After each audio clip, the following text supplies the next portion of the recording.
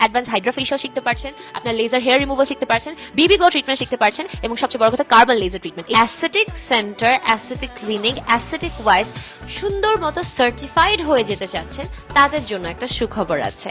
আগামী 15 এবং 16 তারিখ গ্লোয়িং বিউটিতে একটা সুন্দর কোর্স আয়োজিত হতে যাচ্ছে, যেখানে আপনারা 4টা মেজর ধরনের সিরিজ এবং ট্রিটমেন্ট এবং ফেশিয়াল শিখতে পারবেন, যেগুলো হচ্ছে আপনাদের coming aesthetic journey, aesthetic clinic জার্নিতে হেল্প করবে।